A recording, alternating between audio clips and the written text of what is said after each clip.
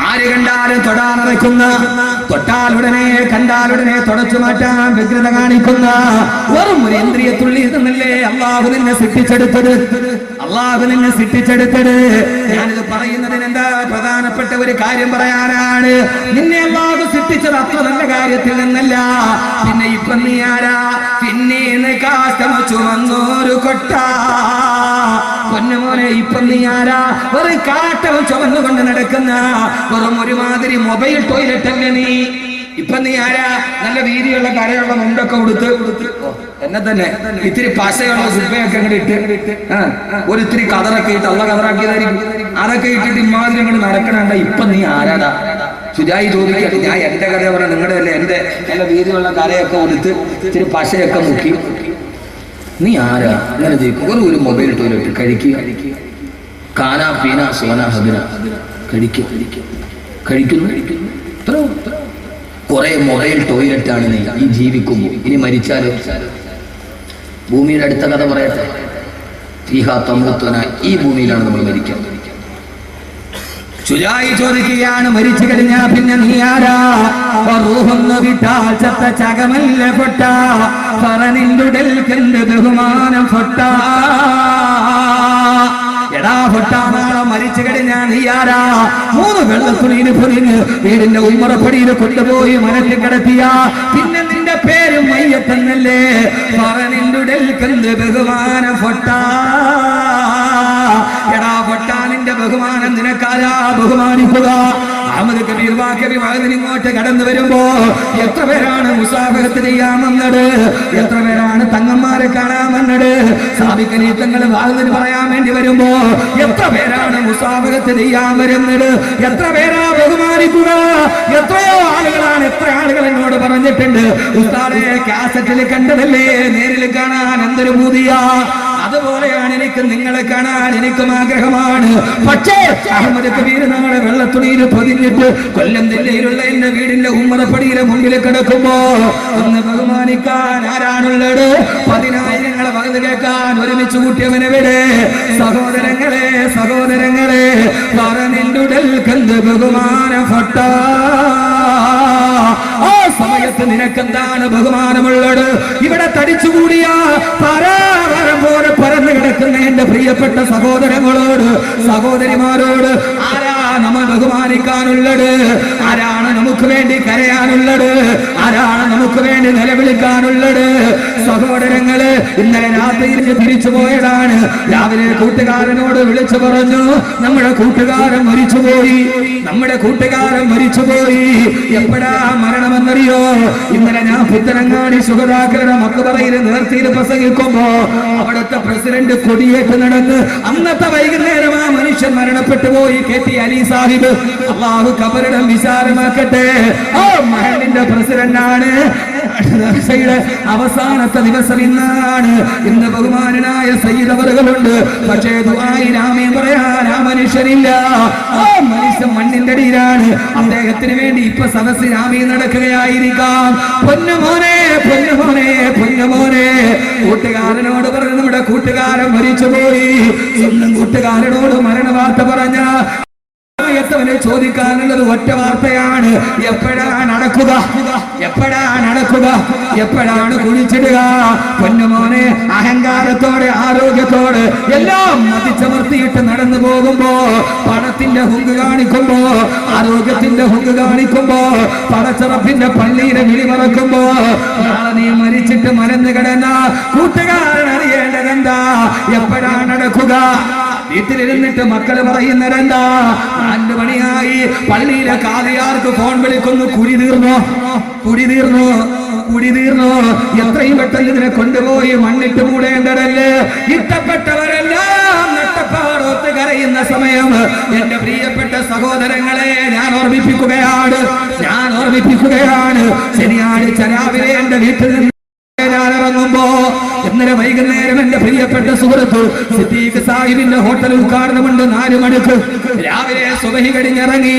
സഹോദരങ്ങളെ, വീട്ടിൽ നിന്ന് ഇറങ്ങുന്ന സമയത്ത് 7 വയസ്സും 4 വയസ്സുമുള്ള എന്റെ പൊന്നുമക്കൾ ഉറക്കത്തിൽ എഴുന്നേറ്റ് വന്ന് വാഗ് പറക്കിയിട്ട് വണ്ടിയിലോട്ട് കയറുന്ന എന്റെ 2 കവിളിലും മുത്തം നിന്ന് ഉപ്പാന്ന് പറഞ്ഞ യാത്രയാക്കുമ്പോ എന്റെ മക്കളോട് പറഞ്ഞിട്ടാണ് ഞാൻ വന്നത്.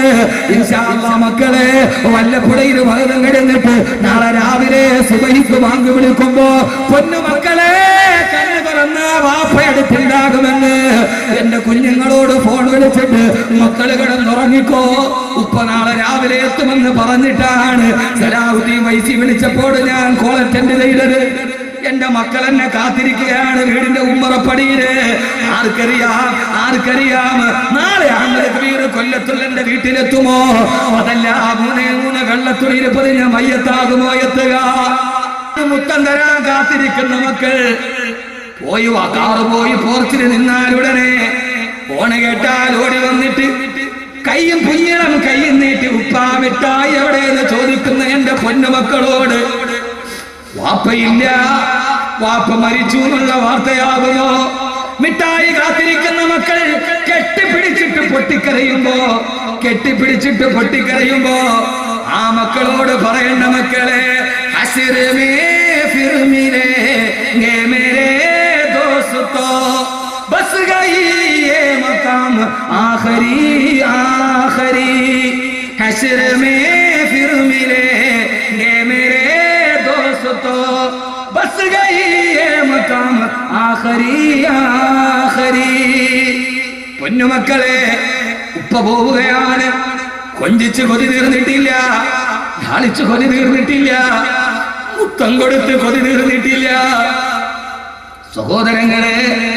സഹോദരങ്ങളെ, ഞാൻ പലപ്പോഴും പറയാറുണ്ട്, വയസ്സ് 35 കഴിഞ്ഞു. എന്റെ ജീവിതത്തിന്റെ ആഗ്രഹങ്ങൾ കഴിഞ്ഞിട്ടുണ്ടാവാം. അള്ളാഹു ജീവിതത്തിന്റെ തുടക്കത്തിൽ വല്ലാത്ത കഷ്ടപ്പാടാണെങ്കിലും സഹോദരങ്ങളെ ആഗ്രഹിച്ചതൊക്കെ പടച്ചിറമ്പ് കൈവെള്ളയിൽ തന്നു. പക്ഷെ എന്റെ ആഗ്രഹമല്ലേ തീർന്നിട്ടുള്ളൂ. എന്റെ ഭാര്യയോട് സ്വകാര്യ നിമിഷത്തിൽ ഞാൻ പറയാറുണ്ട്, ദുആ ചെയ്യണേ, മറക്കരുതേ. നമ്മുടെ രണ്ടുപേരുടെയും ജീവിതത്തിന്റെ ആഗ്രഹത്തിൽ തീർന്നിട്ടുണ്ടാവാം. പക്ഷേ നമ്മുടെ പൊന്നുമക്കൾ ഉപ്പ ഉമ്മ എന്ന് വിളിച്ച് അവരുടെ കൊതി തീർന്നിട്ടില്ലല്ലോ. ഈ ഉപ്പയെ വിളിച്ചിട്ട് മക്കളുടെ കൊതി തീർന്നിട്ടില്ല. നമ്മുടെ ജീവിതത്തിന്റെ കൊതികളൊക്കെ തീർന്നു, ആഗ്രഹങ്ങൾ അവസാനിച്ചു.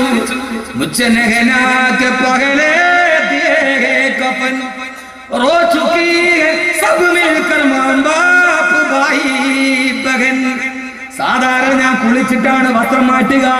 ഇന്ന് കുളിക്കുന്നതിന് മുമ്പേ അവരെന്റെ വസ്ത്രം മാറ്റിക്കളഞ്ഞു. മരിച്ചു കിടന്നവന്റെ ആത്മകരം ചെയ്യുകയാണ്. സാധാരണ കുളിച്ചിട്ടാണ് വസ്ത്രം മാറ്റുക.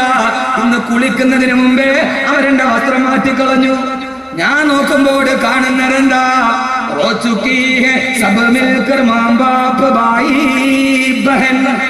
എന്റെ ഭാര്യ, എന്റെ ഉമ്മ, എന്റെ മക്കൾ എന്റെ ചുറ്റും നിന്ന് പൊട്ടിക്കരയുകയാണ്. എന്റെ മക്കളെ കരച്ചിൽ കാണുന്നുണ്ട്. ആ സമയത്ത് എനിക്ക് പറയണമെന്നുണ്ട്, മക്കളെ, നിങ്ങളുടെ വാപ്പാക്കൊന്നും നഷ്ടപ്പെട്ടിട്ടില്ല. ഇനിയല്ലേ നിങ്ങളുടെ ഉപ്പയ്ക്ക് സ്വർഗമുള്ളത്, ഇനിയല്ലേ നിങ്ങളുടെ ഉപ്പയ്ക്ക് ഹൂർണീങ്ങളുള്ളത്, ഇനി എപ്പോഴേ നിങ്ങളുടെ ഉപ്പയ്ക്ക് സ്വർണ്ണത്തിന്റെ പുടവയുള്ളത്.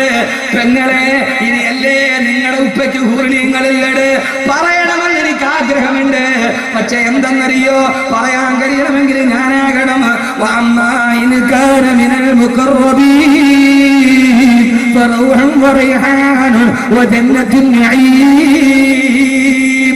അല്ലാഹുവിലേക്ക് ഏറ്റവും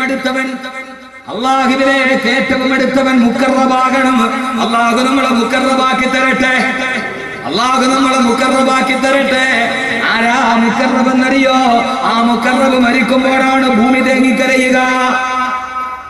അതാണ് ആര്? അവനവ മരിക്കുമ്പോ ഭൂമിയെ കൊണ്ട് കരയിപ്പിക്കാൻ പറ്റൂ. ഇതാണ് ഭൂമിയുടെ രണ്ടാമത്തെ പ്രത്യേകത.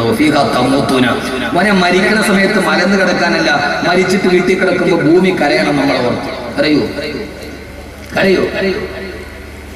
അല്ലാഹുവിന്റെ ഖുർആനിൽ ആയത്തിറങ്ങി, ഫമാ ബക്കത അലൈഹിമുസ് സമാഉ വൽ അർളു വമാ കാനൂ മുൻവരീൻ.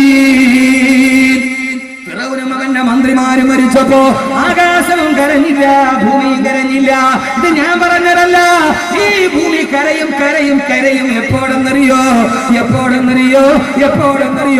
ഫിറൗനും അവന്റെ മന്ത്രിമാരും നബിമാര് മരിച്ചപ്പോ ആകാശവും കരഞ്ഞില്ല, ഭൂമിയും കരഞ്ഞില്ല. ആ സമയത്താണ് സഹാബത്ത് വന്ന് ചോദിച്ചത്, യാ റസൂലല്ലാഹ് ഹൽ തബകി സമാഉ വൽ അർദു അലാ മൗതി അഹദിൻ. ഒരാൾ മരിച്ചാൽ ആകാശവും ഭൂമിയും അവന് വേണ്ടി കരയുമോ നബിയേ? അല്ലാഹുവിന്റെ റസൂൽ പറഞ്ഞു കരയും. ആർക്ക് വേണ്ടിയാണ് നബിയേ? ആകാശവും ഭൂമി കരയുന്ന ഒരു രംഗം മരണത്തിന്റെ സമയത്ത് ഈ ആകാശം കരയും, ഈ ഭൂമി കരയും. ആ രംഗം നബി തങ്ങൾ പറയുന്നുണ്ട്. ഇൻഷാ അല്ലാഹ് നമുക്ക് അതിലേക്ക് കടക്കാം. രണ്ടാമത്തെ പ്രത്യേകത, നമ്മൾ മരിച്ച ആകാശവും ഭൂമിയും നമുക്ക് വേണ്ടി കരയട്ടെ.